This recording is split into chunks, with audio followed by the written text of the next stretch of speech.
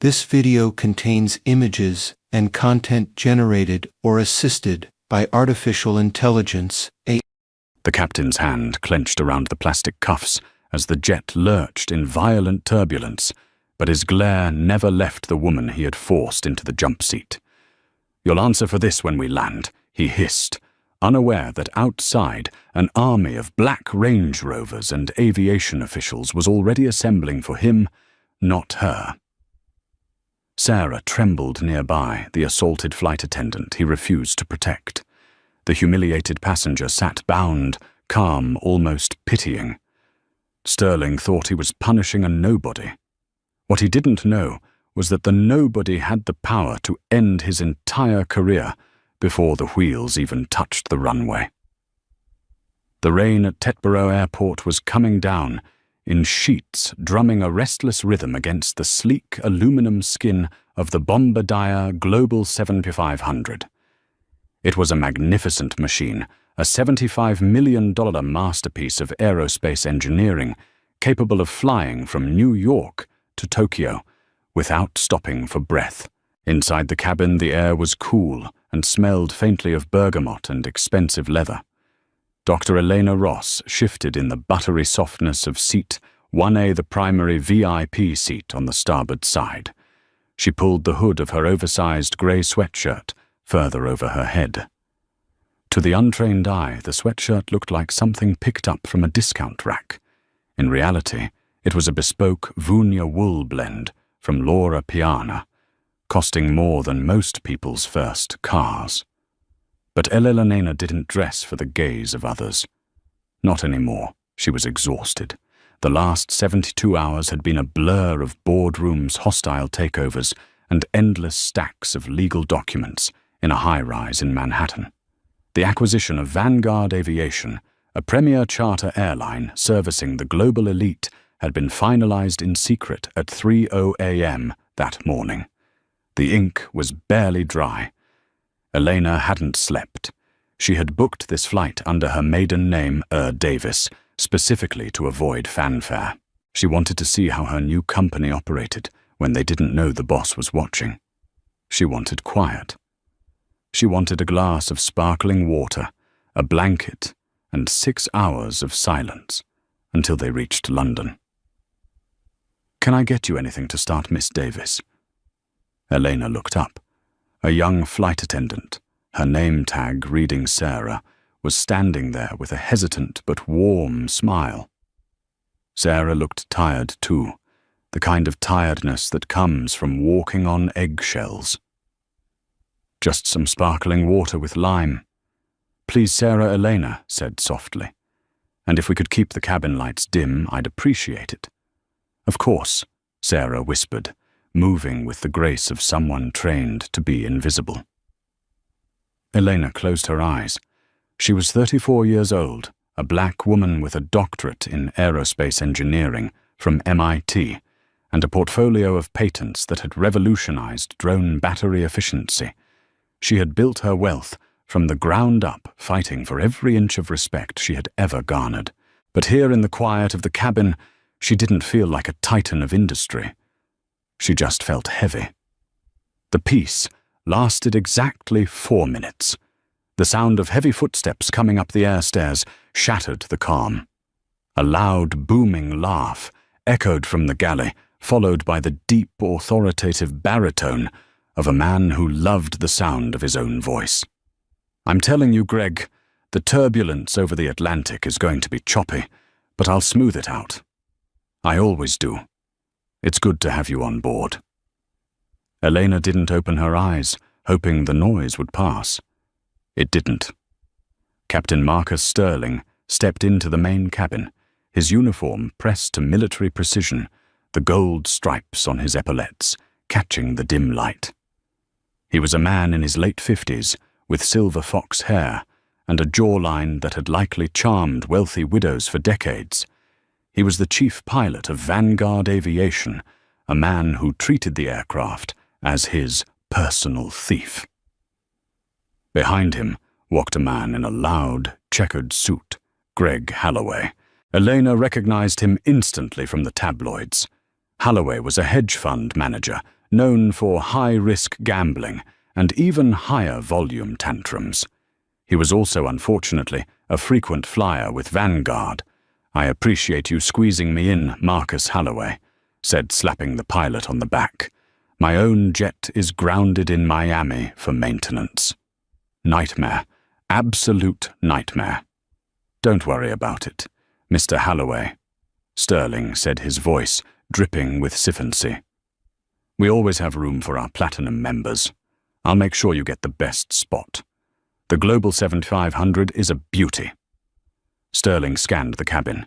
It was supposed to be a relatively empty leg, a repositioning flight that they had opened up to a few charter seats to cover fuel costs. He expected an empty first-class section. His eyes landed on seat 1A. He stopped. His smile faltered, replaced by a look of confusion, then annoyance. He saw the grey hoodie. He saw the sneakers. He saw a black woman curled up with a book, looking nothing like the typical clientele Sterling courted. He turned to Sarah, who was returning with Eleanor's water. Sarah Sterling snapped his voice, low but sharp. "Who is that in 1A?" Sarah froze, the crystal glass trembling slightly on her tray. "That's Miss Davis, Captain. She's booked on the manifest. Flight 44 to London." Sterling snatched the digital manifest tablet from Sarah's hands. He scrolled through it aggressively. "Davis economy charter rate." "No, Captain." Sarah corrected him gently. "She booked full fare paid in full this morning." Sterling narrowed his eyes at Eleanor. She hadn't moved, but she was listening. She could hear the disdain in his breathing. To Captain Sterling, a woman like Elena in a hoodie didn't look like full fare. She looked like a glitch in the system. She looked like someone who had used employee miles or a stolen credit card. More importantly, she was in the seat he had promised, Holloway. "Mr. Holloway," Sterling said, turning back to the hedge fund manager with a tight, apologetic smile. "Give me just a moment. There seems to be a slight clerical error with the seating chart. I'll have this sorted in a jiffy." Holloway glanced at Elena, then let out a short, dismissive snort. "Make it quick, Marcus. I need to set up my laptop. I've got calls to make before we hit cruising altitude." "Consider it done," Sterling said. He handed the tablet back to Sarah and straightened his tie. He walked down the short aisle, his boots thudding heavily on the carpet. He stopped directly next to seat 1A, towering over Elena. Elena sensed his presence. She took a slow breath, marked her page in the book she wasn't really reading, and looked up. "Can I help you, Captain?" she asked. Her voice was calm, neutral, the voice of a woman who had negotiated billion-dollar contracts. Sterling didn't like it. He expected submission or nervousness. He didn't like the direct eye contact.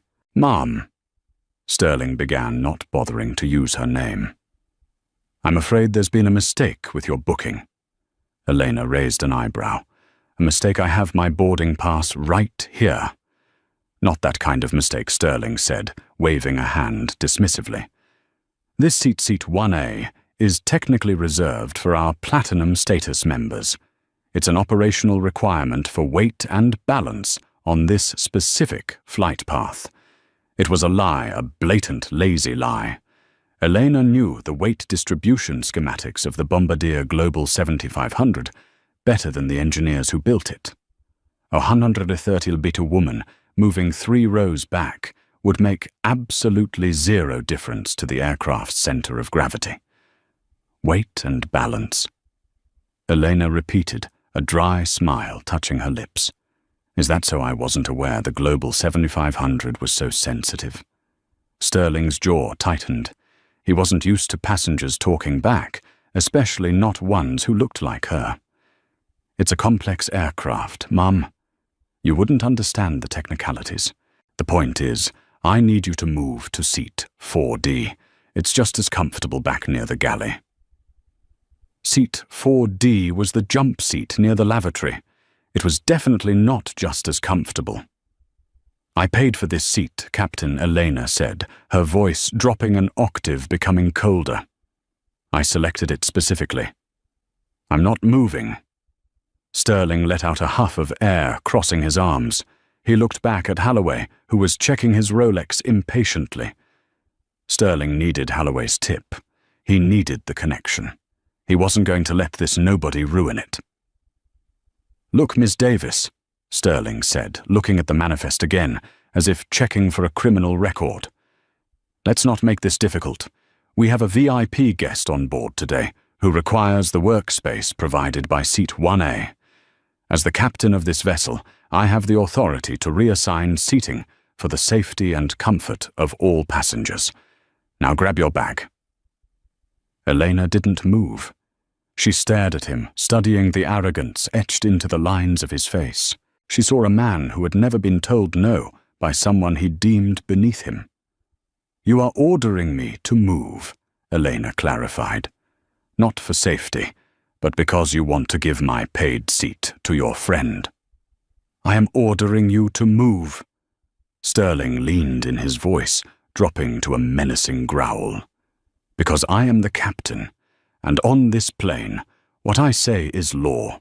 If you don't comply, I can have you escorted off the tarmac by airport security for non-compliance. Is that what you want, to be dragged off in front of everyone behind them?" Holloway chuckled. "Come on, sweetheart. Don't be a drama queen. Just move back." Elena felt the heat rise in her chest. Not shame, but the white, hot burn of injustice. She looked at Sarah. The flight attendant looked terrified, clutching the tray, silently begging Eleanor to just comply, so the yelling would stop. Eleanor made a choice. She could fire him right here, right now. She could pull out her phone, call the board, and have Sterling stripped of his wings before the engines even started. But that was too easy. If she fired him now, he would just think she was a crazy woman with connections. He wouldn't learn anything. He would go to another airline and do the exact same thing to someone else. No, he needed to be exposed. He needed to dig his own grave shovel by shovel. Elena closed her book. She unbuckled her seatbelt. "Fine," Elena said, standing up. She picked up her bag. "I'll move." Sterling smirked, a look of smug victory spreading across his face. "Smart choice, Sarah. Show her to 4D. As Elena walked past Sterling, he didn't even step aside. She had to turn her body to squeeze past him. She walked past Holloway, who didn't even look up from his phone, treating her displacement as his natural right. She sat in seat 4D, right next to the bathroom door. The seat didn't recline fully. The smell of the chemical toilet was faint, but present. "I'm so sorry," Sarah whispered, as she brought Elena her water, her eyes watering. "He gets like this." "Don't worry, Sarah," Elena said, taking a sip of the water. Her eyes were fixed on the back of Captain Sterling's head as he settled into her seat. "Do you have Wi-Fi on this flight?" "Yes, Mum. I can give you the code." "Please do," Elena said, pulling out her phone. "I have an email to write." The flight to London was 6 hours long, but for Captain Sterling, the trouble started before the wheels even left the tarmac. He was in the cockpit, running through the pre-flight checklist with his first officer, a younger man named David. David was a good pilot, technically skilled, but he was passive. He had watched the interaction in the cabin through the open cockpit door and was visibly uncomfortable. "Checklist complete," David mumbled. He paused, tapping his pen on the yoke. "Captain, about the passenger in 1A, was that strictly necessary? The manifest said she paid full fare. Au revoir." Sterling scoffed, flipping a switch on the overhead panel. "Don't be naive, David. Full fare means nothing if the card bounces, which I guarantee it will. Did you see how she was dressed? Hoodies and sneakers in a Global 7500. She's probably some lottery winner or a rapper's girlfriend trying to act bougie. Holloway, on the other hand, has been flying with us for 5 years. He tips the crew $2,000 a flight. You prioritize the money, David, That's how you survive in this business. I guess David said, though he didn't look convinced. She just seemed very calm. She was intimidated, Sterling corrected. They always are when you show a little authority. Now call the tower. Let's get this bird in the air. Back in the cabin, the atmosphere was thick with tension. Mr. Holloway was loudly conducting a business call on speakerphone, his voice booming through the small space. "Sell the lithium futures, Jerry. I don't care what the report says," Holloway shouted, sipping the champagne that was supposed to be Elena's. In the back in seat 4, Elena was working. She wasn't checking emails or social media. She was accessing the secure internal server of Vanguard Aviation. Her phone, a prototype featuring encryption software she had designed herself, bypassed the standard passenger firewall. She navigated to the HR database. Employee Marcus Sterling, Chief Pilot, 15 years service. Notes: 4 formal complaints in the last 2 years, 3 for unprofessional conduct, 1 for racial bias. Elena's eyes narrowed. The complaints were there, logged and flagged, but marked as resolved internal review. The internal review had likely been Sterling drinking a scotch with the old CEO and laughing it off. She scrolled further. She looked at the passenger manifest for today. She saw the manual override Sterling had just entered. Seat 1A reassigned to Holloway. G. Reason operational necessity. He had put it in writing. He had documented his own lie. Elena took a screenshot. Then she opened her messaging app. She scrolled to a contact named Arthur Pendleton. Arthur was the acting director of operations for Vanguard, the man currently managing the transition of ownership. He was the one who had shaken her hand. At 3:90 a.m., Elena typed, "Arthur, I'm on flight 404 to London. Tail number non-4VA. A reply came 3 seconds later. "Dr. Ross, we didn't expect you to fly commercial. Is everything all right? We can have a car meet you at Heathrow," Elena typed. "No, I'm flying incognito. I want to see the service standards. Specifically, I'm observing Captain Sterling. Arthur Sterling is our best stick and rudder man. A bit old school, but effective. I hope he's treating you well." Elena looked up. Holloway was now snapping his fingers at Sarah, demanding a refill. Sterling's voice crackled over the intercom. "Ladies and gentlemen, this is your captain speaking. We're second in line for takeoff. I've turned on the seatbelt sign. Mr. Holloway, sit back and enjoy the ride. To everyone else, stay seated." To everyone else, Elena typed back to Arthur. "There is a situation. Do not intervene yet. I want you to organize a welcome committee for the crew when we land at Heathrow. I want the entire board of directors there, and I want the legal team present." There was a long pause on the other end. The 3 dots bobbed for a while. Arthur, the entire board. "Dr. Ross, is that necessary, Elena?" He moved me from my paid seat to the lavatory jump seat to accommodate a friend. He threatened to have me arrested. He lied about weight and balance safety protocols. "Arthur, I will have the papers drawn up. The board will be at the gate." Elena locked her phone. The plane lurched forward, the powerful Rolls-Royce engines roaring to life as the G-force pushed her back into the uncomfortable non-reclining seat. Elena didn't feel the thrill of flight she usually felt. She felt the cold calculation of a hunter setting a trap. Captain Sterling thought he was flying to London. In reality, he was flying straight into a Hurac. Cruising altitude was usually the most peaceful phase of flight, a time when the roar of the engines settled into a hypnotic hum. But at $41,000 FT, the atmosphere inside the cabin of the Bombardier Global 7500 was toxic. Captain Marcus Sterling had engaged the autopilot and left the flight deck in the hands of First Officer David. He was now holding court in the main cabin, leaning casually against the bulkhead with a tumbler of scotch in his hand, strictly against regulation.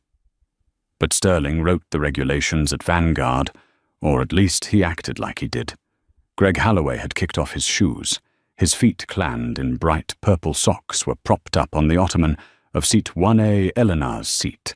He was gorging himself on the catering lobster thermidor and truffle risotto, the scent of rich butter and garlic wafting back to where Elena sat near the lavatory.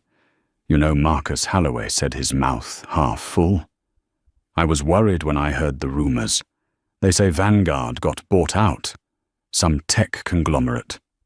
Sterling took a slow sip of his drink, his eyes sliding dismissively over Elena, who was typing furiously on her phone in the cramped jump seat. It's true. The deal closed this morning. Aerodynamics or some such nonsense. They make drone batteries. They don't know the first thing about luxury aviation. That's the problem with these new money types. Holloway groaned, waving his fork. They're going to come in here and try to cut costs, swap the lobster for chicken, get rid of the good scotch, probably try to enforce all those woke HR policies. Elena's fingers paused over her screen. She carefully adjusted the brightness so they couldn't see what she was typing. She was currently transcribing their conversation into a live document shared with Vanguard's legal counsel. Subject Captain Marcus Sterling. Violation 42, consumption of alcohol while on duty. Violation 109, disparaging the parent company to clients. Don't you worry, Greg. Sterling laughed, a deep rumbling sound that vibrated through the small cabin. I've survived 3 ownership changes. These tech nerds from Silicon Valley, they'll never step foot on the tarmac. They'll sit in their glass offices and look at spreadsheets. I run the sky. As long as I'm chief pilot, nothing changes on my birds. The Platinum members get what they want. The riffraff gets, well, they get what's left. He cast a pointed look at Elena. Speaking of which, Sarah hurried out of the galley looking frazzled. Yes, Captain? Did you serve Miss Davis her meal? Sterling asked, his voice dripping with faux concern. I was about to, Captain. We have the sea bass prepared. No, Sterling interrupted, shaking his head.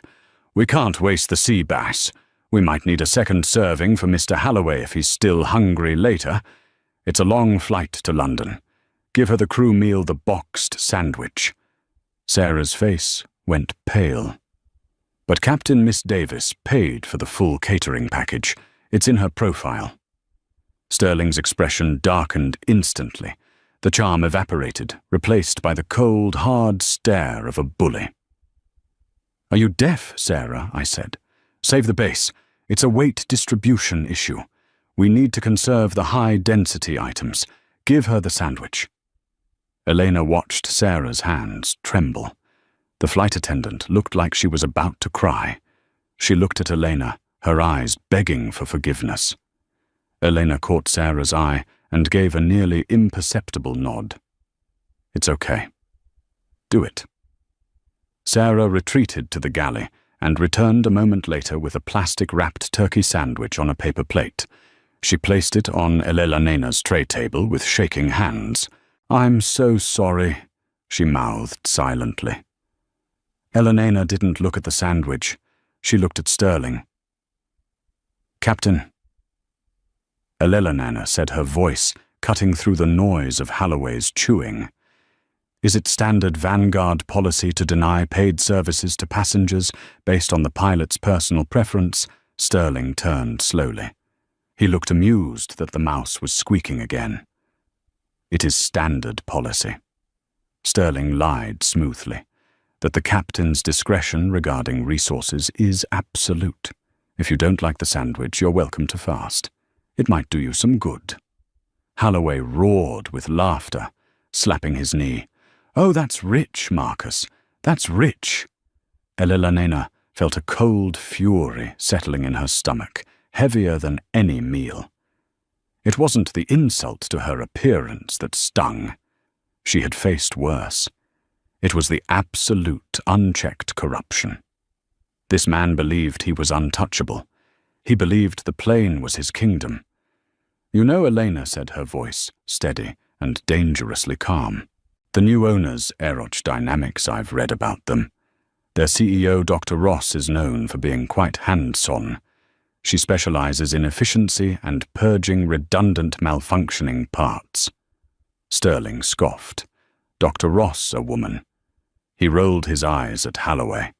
Great, even worse, probably got the job because of a quote. Listen to me, sweetheart. She won't last 6 months. This is a man's world up here. Now put your headphones on and stop eavesdropping on grown-up conversations. Elena picked up the plastic-wrapped sandwich. She didn't open it. She just set it aside. Noted, she said. She went back to her phone. Update to legal. Add gender discrimination and gross insubordination to the file. Also contact Heathrow Ground Control. I want a breathalyzer test ready at the gate. The plane shuddered slightly as they hit a pocket of air. Little bump, Sterling said, not even looking at the instruments. Nothing to worry about. But the bump was followed by a larger jolt, one that rattled the silverware on Holloway's tray. The seatbelt sign pinged on, automatically triggered by the flight computer, not by Sterling. Damn computers, Sterling muttered. David's probably panicking. I better go calm him down. He finished the last swig of his scotch, set the glass down in the galley sink, and popped a breath mint. Keep the champagne flowing, Sarah. Mr. Holloway looks thirsty, as Sterling disappeared back into the cockpit, locking the reinforced door behind him. Eleanor looked out the small porthole window next to her head. The clouds below were turning a dark, bruised purple. The air was changing, and inside the cabin with the captain gone, the atmosphere was about to shift from hostile to dangerous. 30 minutes later, the turbulence hadn't stopped. It had worsened. The Global 7500 was a sturdy beast designed to cut through storms, but the chop over the North Atlantic was relentless. The plane bucked and swayed the floor, tilting at uncomfortable angles. Despite the seatbelt sign being on, Greg Holloway had unbuckled. The champagne had done its work. His face was flushed, his tie loosened, and his inhibitions completely gone. Sarah was in the galley trying to secure the loose bottles and glassware. She was strapped into a jump seat, following protocol. "Hey, dollface!" Holloway shouted from seat 1A. "My glass is empty." "Sir, the seatbelt sign is on." Sarah called out, her voice straining to remain professional over the noise of the wind. "I can't get up right now. It's not safe." "Safe, I'm paying $20,000 for this flight." Holloway unsteadily rose to his feet, grabbing the overhead bin for balance as the plane lurched. "If I want a drink, I get a drink." "Sir, please, sit down," Sarah pleaded. Holloway stumbled down the aisle toward the galley. He ignored Elena, who was strapped tight into seat 4D, her eyes locked on him. He reached the galley and loomed over Sarah, who was trapped in her harness. "You're a pretty thing." Holloway slurred, bracing himself against the wall. He reached out a hand, his fingers grazing Sarah's cheek. "Why are you so uptight? Marcus said you were fun." Sarah flinched, turning her head away. "Mr. Holloway, please don't touch me. Go back to your seat." "Don't be like that." Holloway sneered. He grabbed her wrist. "Come on, unbuckle, get me a drink, let go of her." The voice didn't come from the cockpit. It came from seat 4D. Elena had unbuckled. It was dangerous, but she didn't care. She stood up, balancing expertly against the sway of the plane. She wasn't tall, but in that moment, she looked formidable. Holloway turned blinking bleary eyes at her. "What did you say, you little—" "I said let go of her," Elena repeated, stepping into the aisle. "Sit down now. You don't tell me what to do." Holloway spat. "You're a nobody. You're just some seat filler." Marcus let on the plane. He shoved Sarah's shoulder hard. Sarah cried out. That was it. Elena didn't yell. She didn't scream. She stepped forward and placed herself physically between Holloway and the flight attendant. "If you touch her again, you will be facing federal assault charges the moment we land." I will personally ensure you are placed on the no-fly list for every carrier in the hemisphere." Holloway laughed, raising his hand as if to shove Eleanor aside. Suddenly the cockpit door burst open. Captain Sterling stormed out. He must have seen the commotion on the cockpit camera. "What the hell is going on back here?" Sterling roared. "Thank God, Marcus!" Holloway yelled, pointing a shaking finger at Eleanor. "This crazy woman, she's harassing me. I was just trying to get some water, and she jumped up and started threatening me. She's out of her mind." Sarah gasped. "Captain, that's not true. Mr. Holloway grabbed me and quiet." Sterling snapped at Sarah. He turned his fury on Eleanor. "I knew you were going to be trouble. I knew it the second I saw you." "He assaulted a crew member," Eleanor said calmly, though her heart was hammering against her ribs. "I intervened. You need to restrain this passenger immediately." Sterling stepped into Elena's personal space, using his height to intimidate her. "The only person I'm restraining is you. You are disrupting a flight. You are threatening a VIP client. Do you know what the penalty is for interfering with a flight crew? I know the regulations better than you do." Captain Elena said, her voice icy. "Article 12 of the Tokyo Convention gives the aircraft commander authority. Yes, but it also dictates that you must protect the safety of all persons on board. You are failing to protect your crew member from an intoxicated passenger." Sterling's face turned purple. To be quoted, "Aviation law by a woman in a hoodie was the ultimate insult." He grabbed a pair of plastic flex cuffs from the emergency kit on the wall. "That's it," Sterling growled. "I'm not arguing with you. Turn around, hands behind your back. Captain—" "No," Sarah screamed, unbuckling herself to stop him. "Sit down, Sarah, or you're fired." Sterling barked. He grabbed Eleanor's arm, twisting it roughly. "I'm putting you in restraints for the duration of the flight. When we land, the police will be waiting for you." Eleanor didn't resist the physical force. She knew that if she fought back physically, he would claim self-defense. She let him pull her arms back. She let him tighten the plastic cuffs around her wrists, the sharp plastic biting into her skin. She looked him dead in the eye as he tightened them. "You are making a mistake," Captain Sterling Eleanor whispered. "A career-ending, life-altering mistake." "The only mistake I made," Sterling spat, shoving her down into the jump seat and buckling the belt across her chest like she was a prisoner, "was letting you on my plane." He turned to Holloway. "Go sit down, Mr. Holloway. I'll get you that drink myself. Sorry about the trash." Holloway smirked at Elena, adjusting his suit jacket. "Thanks, Marcus. Good to know someone here knows how to handle the help." Sterling went to the galley, poured a fresh glass of champagne, and handed it to Holloway.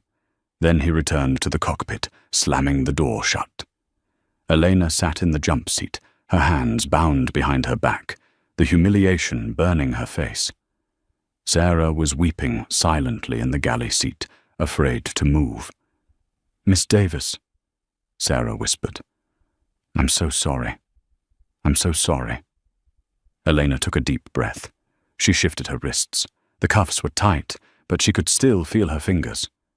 She leaned her head back against the seat. "Don't cry, Sarah," Elena said softly. Her voice had changed. The anger was gone, replaced by a terrifying certainty. "Why?" Sarah sniffled. "You're in cuffs. He's going to have you arrested." "No," Elena said, staring at the cockpit door. "He's not."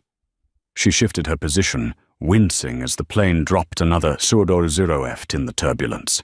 Because Elena continued, "About 20 minutes ago, I sent a message to the control tower at Heathrow, and I copied the CEO of the airport authority. When we land, the police will be waiting, but they won't be coming for me." She looked at Sarah with a reassuring, steel-trap smile. "I just hope Captain Sterling packed a change of clothes. He's not going home tonight." The plane roared on through the night, a flying prison cell high above the ocean, but the balance of power had shifted completely, and the man flying the plane was the only one who didn't know he had already crashed. The descent into London Heathrow was usually a routine affair for Captain Marcus Stirling, a choreographed dance of altitude adjustments and radio frequencies he had performed 1,000 times. But tonight, the atmosphere in the cockpit of the Bombardier Global 7500 was heavy with an unspoken dread. Outside the reinforced glass, the cloud cover over England was dense and impenetrable, a grey shroud hiding the city lights below. Inside, the only sound was the rhythmic beeping of the flight instruments and the nervous tapping of First Officer David's boot against the rudder pedal floor guard. Stirling sat in the left seat, his posture rigid. He was still seething from the confrontation in the cabin. His knuckles were white as he gripped the side-stick controller. He had flown billionaires, celebrities, and heads of state, but he had never been challenged like that. Not by a nobody, not by a woman in a hoodie. Approach. Stirling keyed the mic, his voice tight.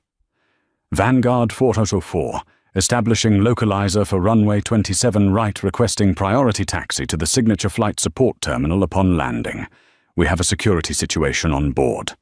There was a pause on the radio, a static hiss that seemed to last a second too long. Vanguard 404. The Heathrow Tower controller replied, the voice clipped and unusually formal. Negative on signature flight support. You are instructed to proceed immediately to remote stand 42 upon touchdown. Do not deviate. Emergency services and ground authorities are awaiting your arrival. Stirling frowned, glancing at David. Remote stand for 2. That's way out by the cargo hangars. Why are they sending us to the penalty box? David swallowed hard, checking the flight management computer. Maybe. Maybe because you reported a security threat. They might want to isolate the plane to arrest the passenger. Stirling's frown relaxed into a smug, vindictive smile. Right, of course. They're rolling out the wagon for her. They probably have the armed response unit ready. Good. She deserves a night in a British cell. He leaned back. Confidence restored. He imagined the scene, the humiliation of the woman M. Davis being dragged down the air stairs in handcuffs, the flashing blue lights. Holloway cheering from the window. It would be a story he'd tell at the pilot's bar for years. Back in the cabin, however, the mood was ferial. Dr. Elena Ross sat in the jump seat, her back aching, her wrists throbbing, where the plastic flex cuffs bit into her skin. The circulation to her hands was restricted, leaving her fingers cold and numb. She hadn't moved in 2 hours.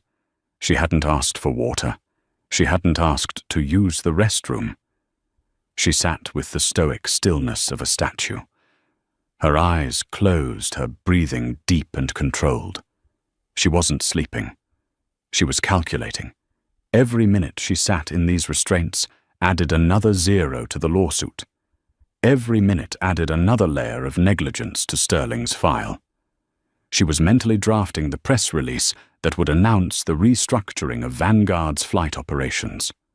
Across from her, Sarah sat in the crew rest seat, looking pale and sick. She kept glancing at Elena's bound wrists, then at the closed cockpit door. "Miss," Davis Sarah whispered, her voice trembling. "We're descending. Please let me ask him to unbuckle you for landing. It's a safety hazard to be cuffed in a jump seat during touchdown. If we hit hard—" "No," Elena said, opening her eyes. They were clear and sharp, devoid of fear. "Leave them on. I want the police to see exactly how I arrive. I want the board of directors to see this." "The board?" Sarah asked, confused. "But they're in New York." "Not anymore," Elena murmured. "Money travels faster than sound, Sarah, and power travels instantly." In seat 1A, Greg Holloway had passed out. The champagne bottle was empty, rolling on the floor near his feet, a serious safety violation that Stirling had failed to address. Halloway was snoring loudly, his mouth open, drool pooling on the expensive Italian leather headrest. He looked less like a master of the universe and more like a toddler who had crashed after a sugar high. The plane banked sharply. The engines wed as the landing gear deployed with a heavy mechanical thud that reverberated through the floorboards. "Cabin crew, prepare for landing." Sterling's voice barked over the intercom, and Ms. Davis tried not to fall over. The insult was petty unnecessary and recorded on the cockpit voice recorder, CVR. Elena made a mental note. Secure the CVR data immediately upon engine shutdown. The wheels touched the wet tarmac of Heathrow with a screech of rubber. The thrust reversers roared, slowing the massive jet. Rain lashed against the windows, blurring the world outside into streaks of orange and black. As the plane slowed to a taxi speed, Sterling followed the green lights of the Follow Me vehicle. But instead of turning toward the luxury terminal, where the private jets usually parked, the vehicle led them deep into the airfield, away from the other traffic. They taxied past rows of silent cargo planes, past the maintenance hangars into a desolate, flood-lit section of the tarmac. David looked out the window. "Captain, look." Sterling looked, waiting at remote stand 42. Wasn't just a police car. It was a fleet, 3 black Range Rovers with diplomatic plates, 2 marked police cruisers from the Metropolitan Police's Specialist Protection Command, a sleek silver Mercedes Maybach sedan, and standing in the rain under large black umbrellas was a group of 6 men in dark suits. Sterling squinted through the rain-sicked windshield. "Who the hell is that?" "That's not just airport security. Is it for Halloway?" David asked. "Maybe he's in trouble for something financial." "No," Sterling said slowly, a prickle of unease finally piercing his arrogance. "Halloway isn't that important." He brought the jet to a halt. He set the parking brake. "Shut checklist."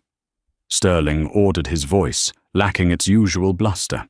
As the engines wound down, the silence that fell over the plane was deafening. The auxiliary power unit APU hummed in the background, keeping the lights on. Sterling stood up. He adjusted his tie, put on his cap, and checked his reflection.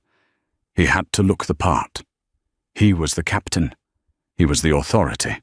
He would go down there, explained that he had a crazed passenger who had assaulted his crew and let the British police handle the rest. He opened the cockpit door. "Stay here, David," Sterling said. He walked into the cabin. Halloway was waking up, groaning and rubbing his face. Sarah was unbuckling, looking terrified, and Elena sat there, silent, bound, waiting. "Well," Sterling said, looming over her, "welcome to London. Your ride is outside." Elena looked up at him. She didn't smile. She just offered a simple, chilling statement of fact. "No, Captain," she said softly. "My staff is outside. Your ride is the one with the blue lights." Sterling laughed, a nervous, hacking sound. "You're delusional to the bitter end. Let's go." He moved to the main cabin door and began to disarm it. The heavy door swung outward, and the stairs automatically deployed, motoring down to the wet pavement below. Cold, damp English air rushed into the cabin. Sterling stepped out onto the top of the stairs, ready to greet the officers and hand over his prisoner. But the moment he stepped out, he stopped. The men in suits weren't looking at him with respect. They were looking at him with stone-cold fury. And at the center of the group, standing next to the silver Maybach, was Arthur Pendleton, the Director of Operations for Vanguard Aviation.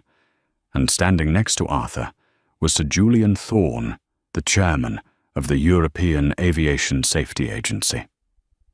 Sterling's heart stopped. Why is Arthur here? Why is the head of European safety here? Arthur didn't wave.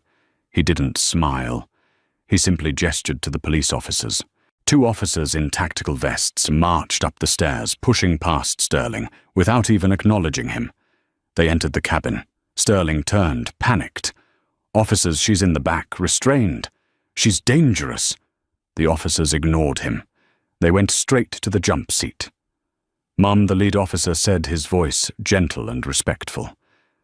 "I'm Sergeant Miller. We're here to assist you." He pulled out a cutting tool and sliced the plastic flex cuffs from Elena's wrists. Sterling stood at the top of the stairs, the rain soaking his uniform, watching in absolute confusion as the police helped the dangerous prisoner stand up, rubbing her wrists. "What are you doing?" Sterling shouted, his voice cracking. "That woman is a threat to this aircraft." Elena walked to the door. She stopped next to Sterling. She was shorter than him, but in that moment she seemed 10 F tall. She looked at him, rubbing the red raw marks on her wrists. "Captain," she said, her voice carrying over the sound of the wind, "you are relieved of command.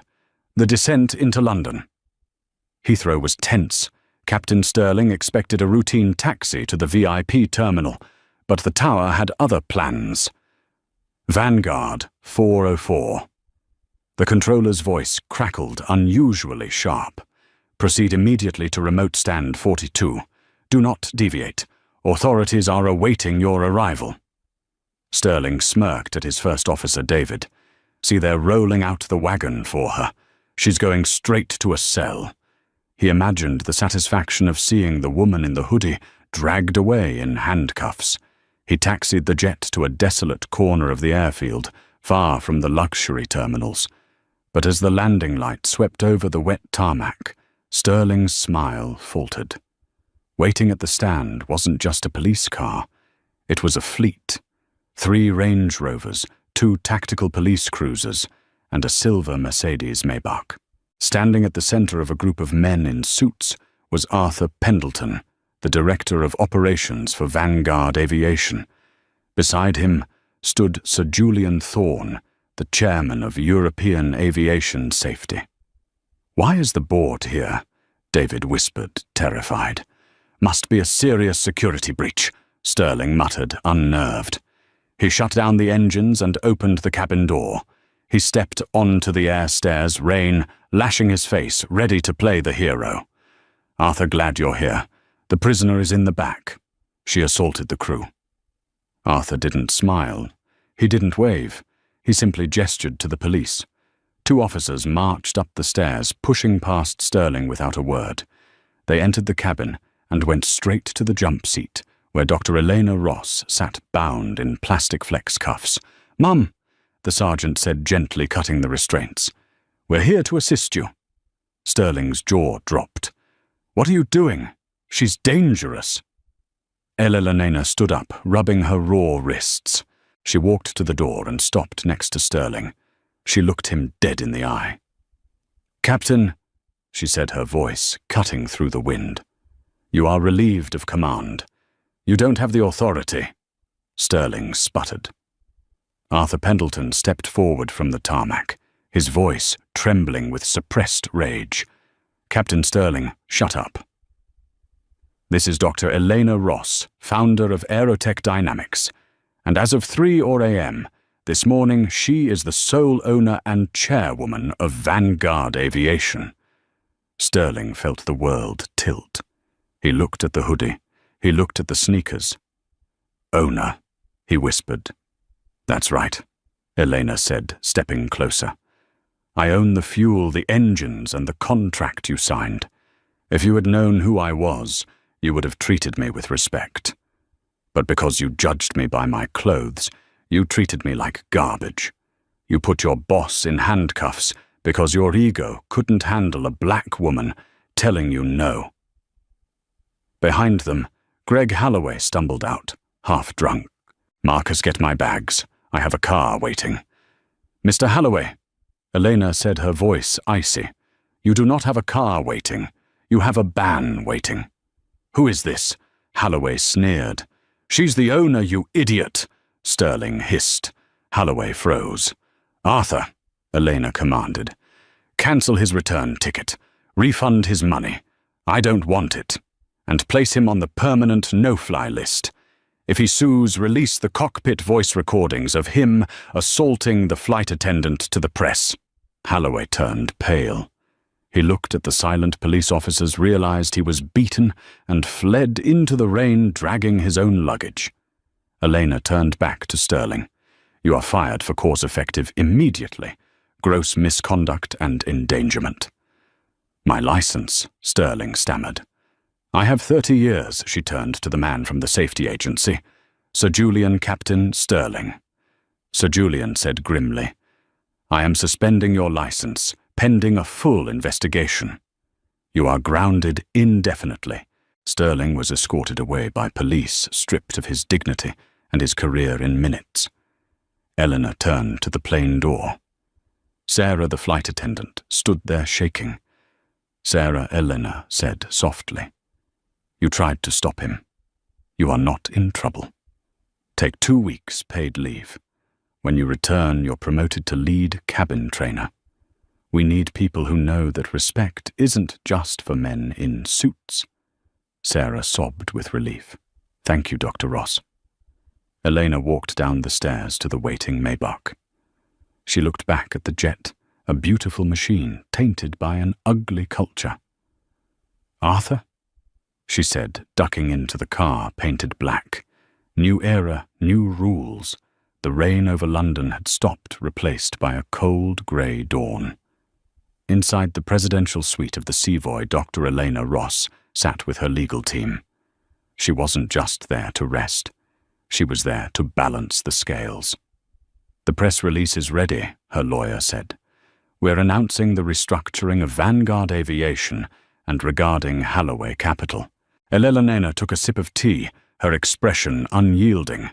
"Pull everything. Trigger the morality clause." 3 mi away, Greg Holloway woke up to a nightmare. His phone was exploding with notifications. First, his Vanguard Platinum status was revoked. Then came the call that ended his career. "Sir," his assistant sobbed over the phone, "Tech Dynamics is liquidating their entire position in our fund. That's $400 million gone instantly." "They can't do that," Holloway screamed, pacing his penthouse. "There are lock-up periods. They used the morality clause, sir," the assistant replied. They attached an audio file. It's a recording of you screaming at the flight attendant. The board has heard it. The investors are panic selling. The fund is collapsing." Holloway slumped against the window. He had lost his fortune, his reputation, and his empire. All because he treated a woman in a hoodie like trash. The recording was viral before lunch. The master of the universe was now a pariah. 2 days later, the karma that hit Captain Marcus Sterling was even more personal. Sterling sat in a sterile interrogation room at the Civil Aviation Authority, CIA. Across the table sat Sir Julian Thorne, the head of European aviation safety. "Mr. Sterling," Sir Julian said, closing a thick file, "we have reviewed the evidence. You falsified weight and balance documents to displace a paying passenger.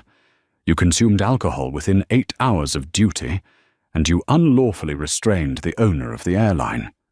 "I was under pressure," Sterling stammered, his arrogance completely gone. "If I could just keep my license, the CIA does not tolerate cowboys," Sir Julian interrupted icily. "We are permanently revoking your commercial pilot's license. You are grounded for life." Sterling walked out into the rain, a man without wings. His career was over. His phone buzzed not with support, but with a notification that his wife, seeing the news of the lawsuits, had frozen their joint accounts.